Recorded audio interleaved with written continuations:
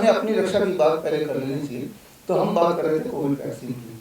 तो Covid vaccine ultimately आया, यानी कि इस वक्त जो लोग मुझे देख रहे हैं, चाहे वो जूम से देख रहे हैं, यूट्यूब में देख रहे हैं, फेसबुक में देख रहे हैं या आगे देखने वाले हैं, अगर आपने कोविड वैक्सीन लगाया तो इसका मतलब आपके बॉडी के अंदर फीटल बोवाइन सीरम का कोई ना कोई अंश पहुंच चुका है। याद कीजिए 1857 में जब उन्हें वहम भी हो गया कि वो जो कारतूस वो दांत से खोल रहे हैं उसमें गाय का फैट या सुअर का फैट है, उसी से वो आक्रामक हो गए, उन्होंने पहला क्रांति शुरू कर दी।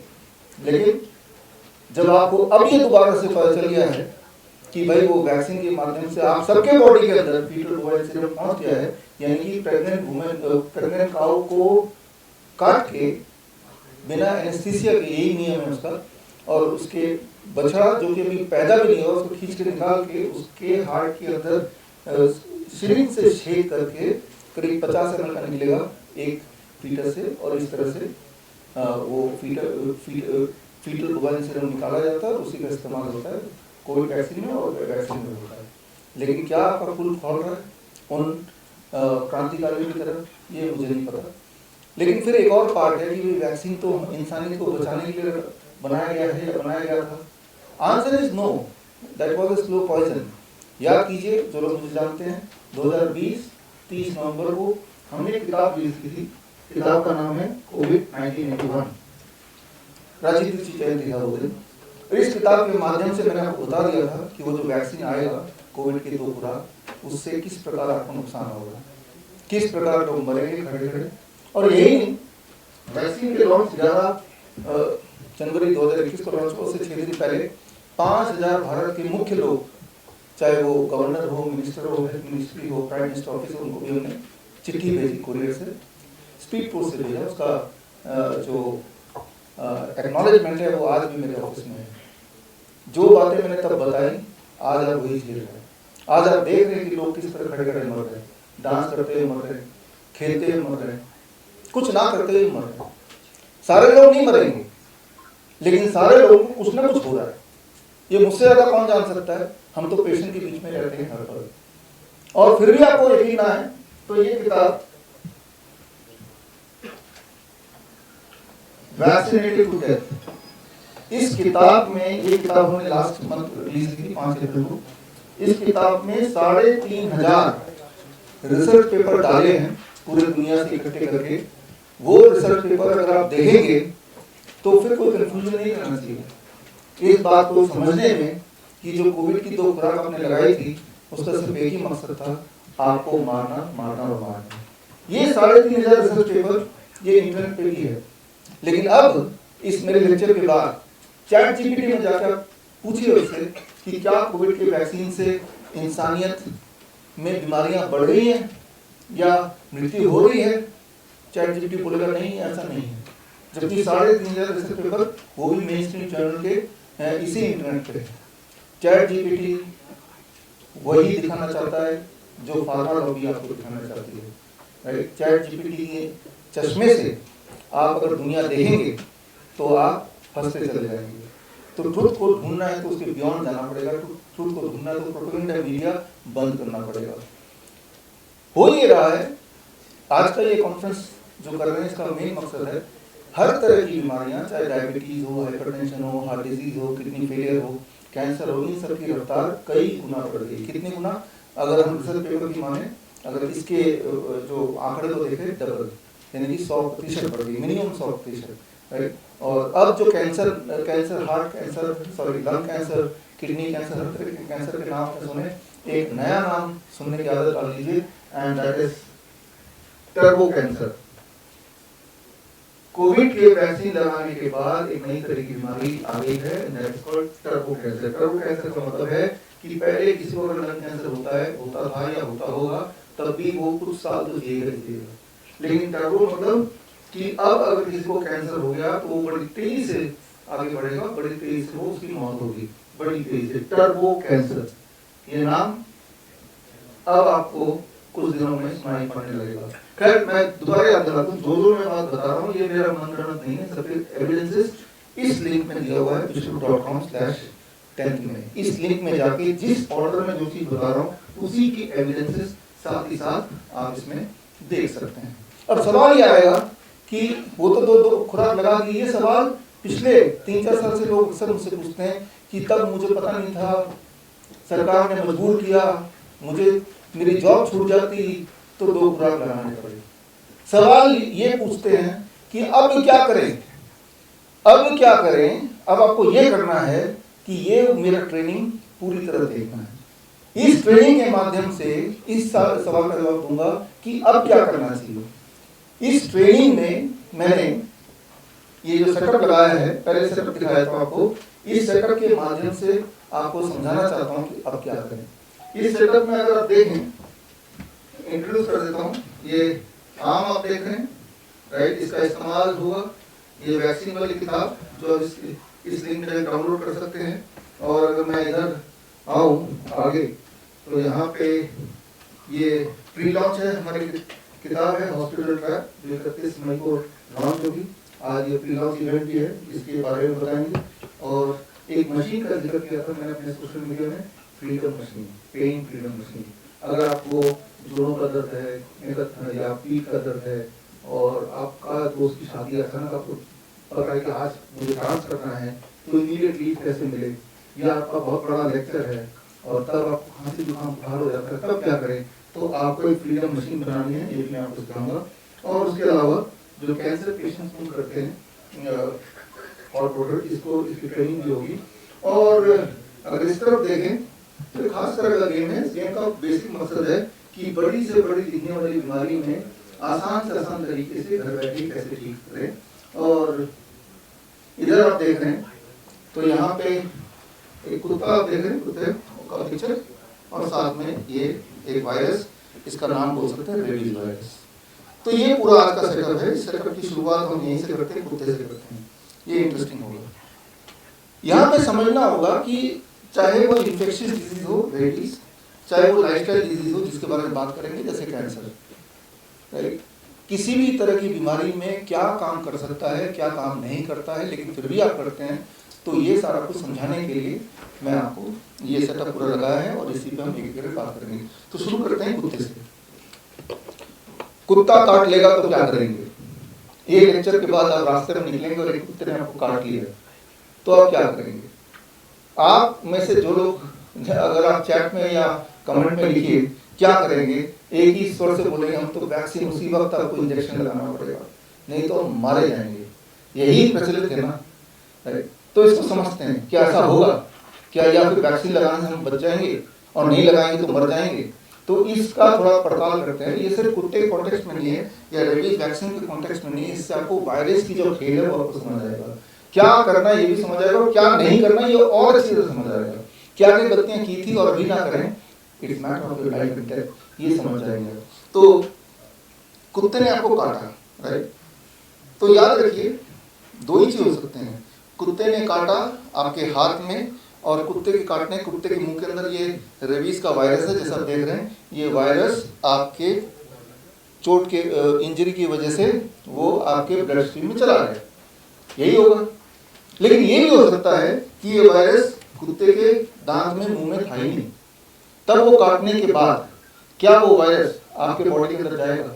अरे जब कुत्ते के बॉडी में नहीं है, उसके मुंह में नहीं है, तो हमारे बॉडी में कैसे जाएगा।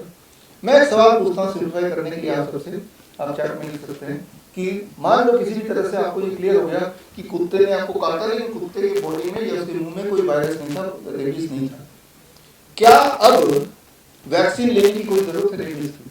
The answer is no. क्योंकि कुत्ते से आपके बॉडी में, इसके बॉडी में नहीं था रेबीज, तो आपके बॉडी में नहीं गया, तो रेबीज को प्रोटेक्शन के लिए किसी भी तरह की चीजों की जरूरत नहीं। 90% टाइम ऐसा ही होता है। क्यों?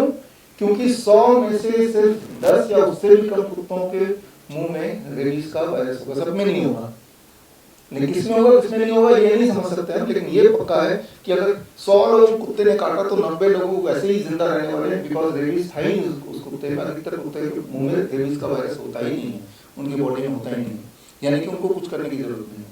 अगर ये पता चल जाए क्लियरली, कैसे पता चलेगा उस पर आते हैं, लेकिन अगर ये क्लियरली पता चल जाए कि कुत्ते के मुंह में रेबीज का वायरस नहीं था, तो आपको चिंता करने की जरूरत नहीं, क्योंकि ये जो वायरस है आपकी बॉडी में आया नहीं, जब ये वायरस आपकी बॉडी में गया ही नहीं तो इससे प्रोटेक्शन की जरूरत क्या है। मुझे लगता है कि इसमें आप सब एक्सेप्ट कर रहे होंगे एक राय में कि हाँ फिर तो वैक्सीन की कोई जरूरत नहीं। अच्छा, अब सिनेरियो दूसरा ले लेते हैं। सेकेंड सिनेरियो इज कि वो जो 10% कुत्ते हैं जिनके बॉडी में रेबीज का वायरस है, उसने आपको काट लिया, अब क्या करेंगे? अब आप बोलेंगे कि हाँ अब तो रेबीज से बचने के लिए कुछ तो प्रोटेक्शन करना पड़ेगा, जैसे वैक्सीन लगाना पड़ेगा, इंजेक्शन लगाना पड़ेगा। ये आपके दिमाग में तर्क होगा। अब इसको जरा समझ लेते हैं वैक्सीन और इंजेक्शन को। ये वैक्सीन है जो कुत्ते काटने के बाद लगाया जाता है, मान लेते हैं सिंबॉलिक। तो आपको ये समझना पड़ेगा कि वैक्सीन कोई दवा नहीं होती है, वैक्सीन दवा नहीं है। इस वैक्सीन के अंदर क्या है ये समझना पड़ेगा। कुत्ते के काटने के बाद जो वैक्सीन लगाते हैं इसके अंदर होता क्या है? इसके अंदर यही रेबीज वायरस का छोटा सा टुकड़ा होता है। मतलब ये कि इसके माध्यम से भी आपके बॉडी में रेबीज ही पहुंचाया जा रहा है। कुत्ते ने आपके बॉडी में रेबीज पहुंचा दिया, अब डॉक्टर बोल रहे हैं मैं भी रेबीज पहुंचाऊंगा। ये मामला है। क्यों रेबीज पहुंचाएंगे वैक्सीन से? क्योंकि जब रेबीज के कीटाणु बॉडी में पहुंच जाएंगे, कुत्ते के काटने के बाद भी पहुंचे, ऊपर से डॉक्टर ने भी 2-4 घंटे बाद जब डॉक्टर पास पहुंचा उसने भी एक रेबीज का ये इंजेक्शन लगाया कि इसके माध्यम से भी वही वाला वायरस बॉडी में पहुंच गया, लेकिन थोड़े छोटे इंजेक्शन। क्यों पहुंचाया जाएगा? कारण बड़ा सिंपल है कि जब ढाल बना लेगी। अब अगर फ्यूचर में यही वाला जो कीटाणु मुझे काटेगा तो मेरा ढाल पहले से तैयार है, लेकिन बॉडी जो ढाल है वो थोड़े दिन के लिए रहेगी बॉडी में, फिर बॉडी इस ढाल को खत्म कर देगी। तो ये समझना पड़ेगा। तो एक पार्ट ये है कि जब कुत्ते ने आपको काटा तो और वायरस बॉडी में गया, तो दोबारा से वैक्सीन के माध्यम से एक और वायरस लाने से कोई एडवांटेज है क्या? द आंसर इज नो, कोई एडवांटेज नहीं है। इस बात को समझने के लिए आज के हालात से समझते हैं। पाकिस्तान ने मिसाइल छोड़ा तो इंडिया ने ढाल के रूप में एंटी मिसाइल गन छोड़ के उस मिसाइल को ध्वस्त कर दिया। ये बात तो आप समझ ही रहे हैं। लेकिन एक सिनेरियो समझिए कि एक इंसान को आपने बिठा दिया कि भाई जब भी पाकिस्तान मिसाइल छोड़ेगा आप भी एक छोटा सा मिसाइल हमारे तरफ छोड़ देना, ताकि हम उनके खिलाफ या आपके खिलाफ भी उस मिसाइल के खिलाफ एंटी मिसाइल गन ऑन कर पाए। क्या इससे कोई भी एडवांटेज होगा? इससे कोई भी एडवांटेज नहीं हो सकता। जब पाकिस्तान ने मिसाइल छोड़ा तब आपने एंटी मिसाइल गन उसी वक्त छोड़ना है। उसके बाद कोई आपको बोलेगा तो that will not make any sense, क्योंकि तब तक या तो आपने छोड़ दिया या छोड़ा ही नहीं, जो होना था हो गया। ठीक उसी तरह से जब इस कुत्ते ने मिसाइल आपके बॉडी में छोड़ा तो आपका बॉडी एंटी मिसाइल गन यानी कि एंटीबॉडी बनाने पे लग गई है। अब डॉक्टर के बताए हुए एक और छोटा सा मिसाइल बॉडी में डालेंगे तो उससे कोई नया एडवांटेज तो होगा ही नहीं। लेकिन क्या पता कि कुत्ते के मुंह में वो वायरस था ही नहीं, फिर भी डॉक्टर ने एक वायरस आपके बॉडी में भेज दिया और अब आपका बॉडी इस वायरस से लड़ रहा है जिसकी कोई जरूरत नहीं थी। इसको आप ऐसे जोड़िए कि पाकिस्तान ने मिसाइल तो दागा ही नहीं, लेकिन भारत में जो आपने एक आदमी को अलर्ट करने के लिए बोला था छोटा सा मिसाइल दाग देना, उसे लगा क्या पता दागा नहीं, उसने यूं मिसाइल चलाना शुरू कर दिया आपको अलर्ट करने के लिए, तो खलबली मच जाएगी, बिना मतलब की कंफ्यूजन होगा, बिना मतलब की गड़बड़ होगी। तो समझना ये होगा कि vaccine is not a medicine. इसके अंदर भी यही वाला वायरस है, उसका छोटा रूप, और इस उम्मीद से भेजा जाता है कि बॉडी उसको उसका एंटीबॉडी बना दे। ये तो हुई एक पार्ट। अब आता है इसलिए वैक्सीन कुत्ते का काटने, मैं ये नहीं बोल रही वायरस ये खतरनाक नहीं है, रेबीज के वायरस से मर सकता है इंसान। मैं सिर्फ ये बोल रहा हूँ कि इसके बचाव के लिए ये वैक्सीन किसी काम की नहीं है। कैसे पता चलेगा काम की है या नहीं है? मैं बोल रहा हूँ काम की नहीं है, डॉक्टर बोलेगा काम की है, चैट जीपीटी बोलेगा काम का है, गूगल बोलेगा काम का है, मैं बोल रहा हूँ काम का नहीं है। किसकी बात मानेंगे? मेरी बात मानेंगे या उन सबकी बात मानेंगे? या नियम ये होना चाहिए, अगर कोर्ट में मैं पहुंच जाऊं, चैट जीपीटी पहुंच जाए, गूगल पहुंच जाए, डॉक्टर पहुंच जाए, सारे लोग बोले, मैं बोलूं कि ये काम नहीं करता है, बाकी लोग बोले काम करता है, कोर्ट किसकी बात मानेगी? कोर्ट एक ही बात बोलेगी, जो सबूत दिखा देगा हम उसकी बात मानेंगे। समझते हैं इस बात को? कोर्ट सबूत देखती है, ये नहीं देखती कि भीड़ क्या बोल रही है, ये देखती है कि सबूत कौन दे रहा है। तो अगर आप इस कोर्ट के जिस तरह से काम करते हैं इसको मानते हैं, तो आप सबूत को मानेंगे। तो सबूत आप निकालिए, रैंडमाइज कंट्रोल ट्रायल बोलते हैं मेडिकल भाषा में, जिसे हम सबूत बोल सकते हैं। रैंडमाइज कंट्रोल ट्रायल में ये होता है कि 100 लोगों को कुत्ते ने काटा, एक ही कुत्ते ने काटा, और 100 में से 50 लोगों ने वैक्सीन लगा लिया और 50 लोगों ने कुछ भी नहीं किया। फिर देखते हैं कि इनमें से जिन्होंने वैक्सीन लगाया उनमें से कितने की मौत हुई या नहीं हुई, और जिन्होंने कुछ नहीं किया उनमें से कितने की मौत हुई नहीं हुई। अगर वैक्सीन वालों में से ज्यादा लोग बचा लिए गए तो कंक्लूजन ये है कि vaccine saves life. That's called randomised control trial, जिसके आधार पे, जो कि बेसिस होता है मेडिकल साइंस का। अब क्या कुत्ते के वैक्सीन के ऊपर कभी भी रैंडमाइज्ड कंट्रोल ट्रायल हुआ है? The answer is no. पूरे दुनिया में कुत्ते के ऊपर कभी भी कोई रैंडमाइज्ड कंट्रोल ट्रायल आज तक पूरे दुनिया में नहीं हुआ। तो क्या आधार है ये बताने का कि ये वैक्सीन काम करती है? आधार वही है कि भाई लोग बोल रहे हैं, एक के बाद एक लोग बोल रहे हैं, और जो बोल रहे हैं वही छूटता चला जा रहा है। लेकिन याद रखिए, कौन क्या बोल रहा है इंपॉर्टेंट नहीं जब तक ये सबूत नहीं हो। अगर आप चैट जीपीटी से पूछेंगे, डॉक्टर से पूछेंगे, मेडिकल इंस्टीट्यूट से पूछेंगे, क्यों नहीं हम रैंडमाइज्ड ट्रायल आप कर सकते हैं कि 100 लोगों को काटा, राइट, एक ढाल बनाता है, उसको मारने के लिए अपना औजार, अपना हथियार बनाता है, उस हथियार का नाम है एंटीबॉडी। लेकिन अलग अलग तरह के वायरस के लिए बॉडी को अलग अलग हथियार बनाने पड़ते हैं, एक जैसा हथियार काम नहीं आएगा, और हथियार भी थोड़े समय के लिए बॉडी में रहता है, फिर बॉडी से गायब कर देता है, फिर नए सिरे से बनाने पड़ते हैं, तब समझना होगा। जैसे मान लो आपके घर में मच्छर बहुत सारे हैं, तो आपका ढाल क्या होगा? आप फटाफट मच्छरदानी लगा देंगे, उसके अंदर घुस जाएंगे, तो मच्छर से आपको बचाव हो जाएगा। लेकिन मान लो आपके ऊपर गोलियों से अटैक किया गया या अटैक होने वाला है, क्या वो मच्छरदानी काम आएगी? Definitely not. अब आपका ढाल क्या होगा? आप फटाफट बुलेट प्रूफ पहन लेंगे, उससे बचाव हो सकता है। अब मान लीजिए आपको पहले से अंदेशा है कि बम गिर रहे हैं, आपके ऊपर गिर सकता है, आपकी बिल्डिंग के ऊपर गिर सकता है, क्या वो बुलेट प्रूफ काम आएगा? अब वो ढाल काम नहीं आएगा, ये एंटीबॉडी काम नहीं आएगा। अब कौन सा ढाल चाहिए? आप अंडरग्राउंड हो जाएंगे, बंकर के अंदर छुप जाएंगे। तो मैं इस बार में ये बताना चाह रहा हूँ कि ढाल जो है, जो प्रोटेक्शन है, वो अलग अलग वायरस के लिए अलग अलग होगा। जिस तरह से मच्छर से बचने के लिए जो ढाल आपका है, वही वाला ढाल बॉम्ब से बचने के लिए नहीं हो सकता। ये बात अब इस कॉन्टेक्स्ट में हम जरा समझते हैं। ये बहुत ही इंटरेस्टिंग है और लाइफ सेविंग है। आज सेविंग के साथ समझना बहुत जरूरी है। आसान भाषा में समझाऊंगा और उसके एविडेंस में, जो साइंटिफिक एविडेंस भी साथ में इसमें डाली गई है, वो भी आप देख लीजिए। अब यहाँ पे एक बहुत ही इंपॉर्टेंट बात समझनी होगी, ये बहुत ही इंपॉर्टेंट बात है। जैसे यहाँ पे आम है मेरे पास, आप देख रहे हैं यहाँ पे कई तरह वैरायटी के आम है।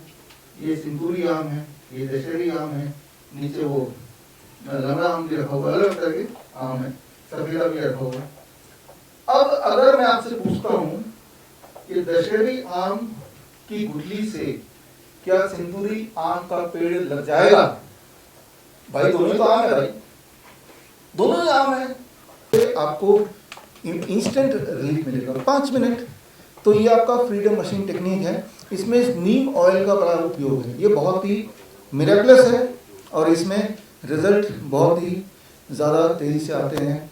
मान लो आपके घुटने में दर्द है लेकिन आप और जल्दी ठीक होना चाहते हैं, तो पहले नीम तेल का 5 मिनट से मालिश करेंगे जहाँ भी पेन है। मालिश करने के बाद फिर ड्राई हीट देंगे, तो 10 मिनट हो गए। आप ये जो सेटअप मैंने आपको दिखाया, इसमें लगभग हेयर ड्रायर हर एक घर में होगा। नीम ऑयल 100-150 रुपये का है, ये खरीद लीजिए कहीं से। और ये भी आपके घर में होगा, नहीं तो ये 200 रुपये का आता है, ये भी खरीद लीजिए। तो आपके लिए आपने देखा कि, और ये सारा एविडेंस बेस्ड है, ये कोई मेरा बनाया हुआ टेक्निक नहीं है, एविडेंस बेस्ड है। एविडेंस मैंने इसमें डाल दिया है, all the evidence are here. तो खैर ये हुई एक बात कि छोटे मोटे पेन, कफ, कोल्ड में हम कैसे टेम्पररी बेसिस पे आराम पाएं।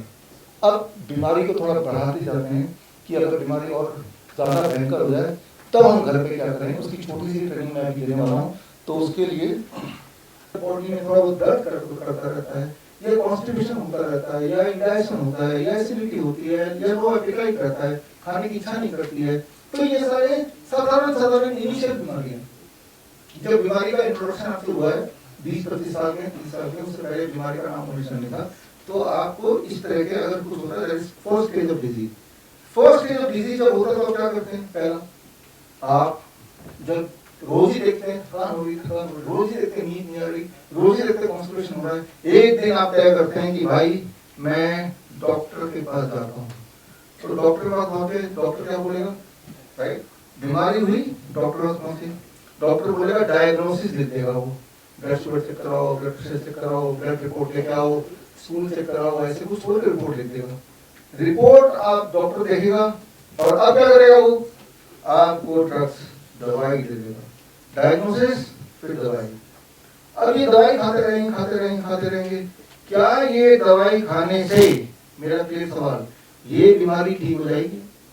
जो बीमारियों के नाम लिए, क्या डायबिटीज ठीक हो जाएगा, बीपी ठीक हो जाएगा, मोटापन जो था वो खत्म हो जाएगा, कॉन्स्टिपेशन ठीक हो जाएगा, नींद नहीं आने की जो दिक्कत थी वो ठीक हो जाएगा, बॉडी का पेन ठीक हो जाएगा, थकान जो आती रहती थी ठीक हो जाएगा? एक भी चीज ठीक नहीं होगी, ये बीमारी अपनी जगह पे ही रहेगी।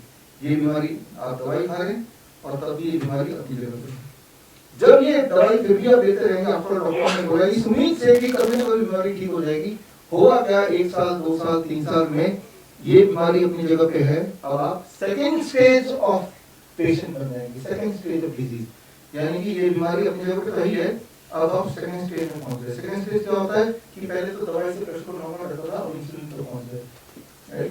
पहले तो चलो भाई यूं ही महसूस हो जाता था, नींद आती नहीं थी या आती थी या थोड़ा सा मुंह खुलता था, लेकिन आपको CPAP बाईपेप मशीन का सहारा लेना पड़ता है। अब अगला स्टेज क्या आ गया? अब आंखों में कैटरेक्ट आ गया।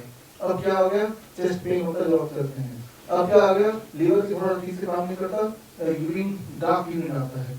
अब क्या होगा कि चलते फिरते पैरों में सूजन दिखाई देने लगती है। अब क्या होगा? साथ में सेकंड स्टेज में वेरिकोज वेन्स भी आ गया। तो इस तरह से स्टूल में ब्लीडिंग आने लगी, तो यानी कि और थकावट जो पहले थी वो और बढ़ गई, पेन और बढ़ गया। तो आप सेकंड स्टेज ऑफ डिजीज में आ गए, दवाई वही चल रही है, लेकिन अब क्या करेंगे आप? अरे वही करेंगे ना जो पहले किया था, हम डॉक्टर के पास जाएंगे, सीधा डॉक्टर के पास पहुंचे। अच्छा, डॉक्टर क्या करेगा? डॉक्टर बोलेगा डायग्नोसिस करना पड़ेगा। डॉक्टर फिर एक लिस्ट बनाएगा डायग्नोसिस की कि भाई आप ऐसे करो, LFT करा दो, KFT करा दो, इस तरह की एक्सरे कर लो, अल्ट्रासाउंड कर लो, ऐसे डॉक्टर टेस्ट कर लो, ECG कर लो, ऐसे खूब सारे डायग्नोस्टिक बताएगा। आपने डॉक्टर के कहने पे डायग्नोस्टिक कर लिया, अब क्या होगा? वो डायग्नोस्टिक की बेसिस पे डॉक्टर और दवाई बढ़ा देगा, तो आप और दवाई लेके आ गए घर वापस, इस उम्मीद से कि ये जो बीमारी थी अब ये तो ठीक हो ही जाएगा कभी ना कभी। अब ये बीमारी ठीक होगी क्या? क्या आपको लगता है इंसुलिन छूट जाएगी? किसी की छूटी है क्या? आपको लगता है CPAP बाईपेप मशीन की डिपेंडेंसी छूट जाएगी?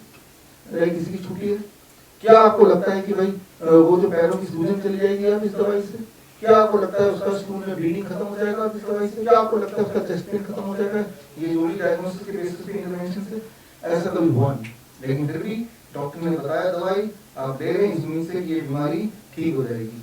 राइट, यही वाली छोटी बीमारी बड़ी बीमारी बन गई, खाते रहेंगे 3 साल 4 साल 5 साल 10 साल, लेकिन धीरे धीरे ये बीमारी अब थर्ड स्टेज में पहुंच गई, यानी कि सीवियर स्टेज में पहुंच गई।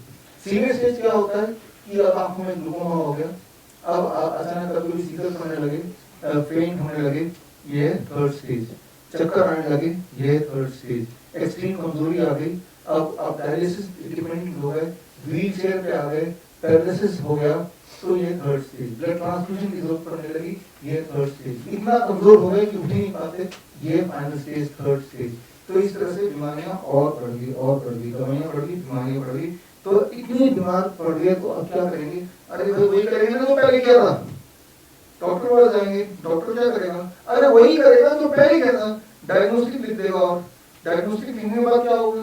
अरे वही होगा ना डायग्नोस्टिक की बेसिस जो पहले हुआ था, और खूब सारी चीजें इंक्लूड हो जाएंगी। वो डायलिसिस की फ्रीक्वेंसी डॉक्टर बढ़ा देगा, कीमोथेरेपी सजेस्ट कर देगा, 2-4 बायोप्सी और कर लेगा, राइट?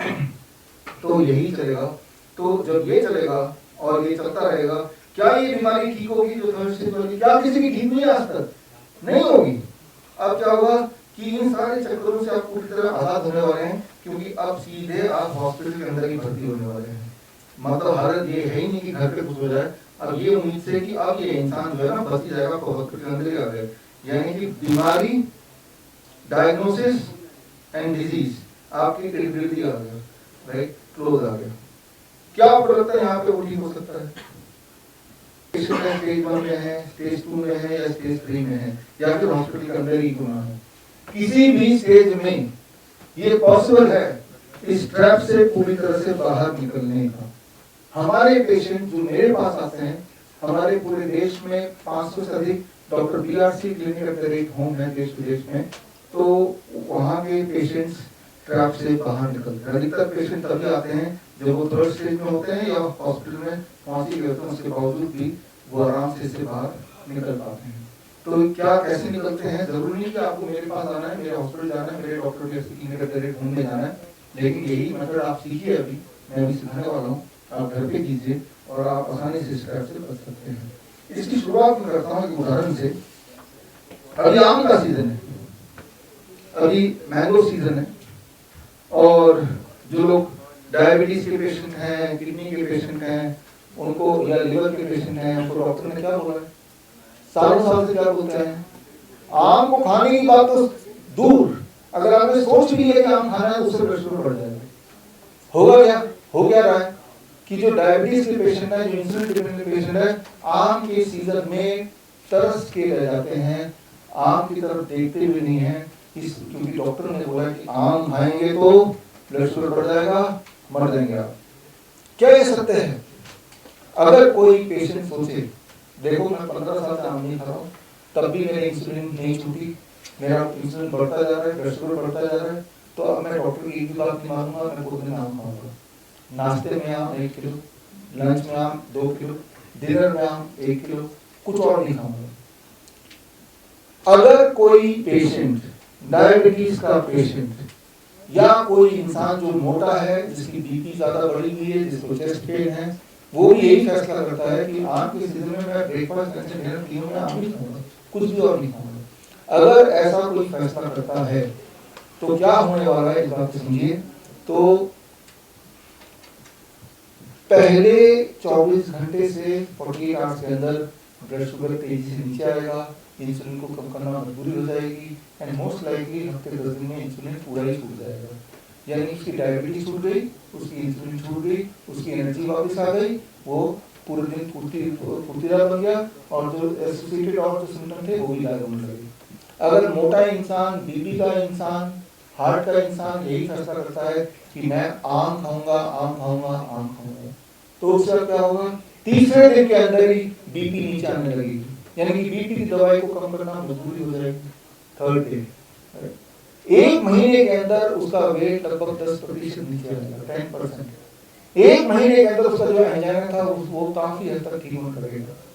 लेकिन वो मैं बोल रहा हूँ 1 महीने नहीं, 2-3 महीने में अगर ऐसा करता है तो उसका नॉर्मल BMI और पूरी तरह से हेल्दी हो गया वो, और बीपी की दवाई तो तीसरे चौथे दिन में छूट गई थी, राइट, और एंजाइना तो 1 महीने में ठीक हो गया था, 1 महीने थोड़ा और लग जाएगा, लेकिन कम जरूर होगा, काफी कम होगा। तो आम नहीं है, आम खास है, आम फल नहीं है, आम दवा है। तो अब डॉक्टर क्यों बोलते हैं ये बात? अब डॉक्टर से पूछिए ना, डॉक्टर क्यों बोलते हैं? क्या उनका कोई सबूत है? मैं तो अपने सारे एविडेंस दे रहा हूँ, अभी भी जो बोल रहा हूँ उसके एविडेंस इसमें है ही, लेकिन क्या वो जो डॉक्टर ने आपको बोला आम नहीं खाना, उसका सबूत है? कोई दिखा सकता है वो पेपर, या ये दिखा सकता है कि इसने देखो आम खाया या डायबिटीज का पेशेंट बन गया? मैं दिखा सकता हूँ पेशेंट्स। हमारा हर महीने हिम्स मेरठ में कैंप होता है, 3 दिन का कैंप होता है। इस महीने भी 23, 24, 25 मई, पिछले महीने भी इसी डेट पे था, अगले महीने भी इसी डेट पे है। हमारे किसी भी कैंप में आइए, हम अपने पेशेंट को, इंसुलिन डिपेंडेंट पेशेंट को, किडनी पेशेंट को, लीवर पेशेंट को, हर पेशेंट को भरपूर फ्रूट्स खिलाते हैं, मीठे फल खिलाते हैं। अभी तो आम का सीजन है तो आम खिला रहे हैं, और हमारे पेशेंट ठीक होते हैं। जो लोग नहीं आना चाहते या नहीं आ सकते, तो मैं आपको बता दूं कि फेसबुक से लाइव करते हैं 3 दिन का कैंप, तो आने की भी जरूरत नहीं। फेसबुक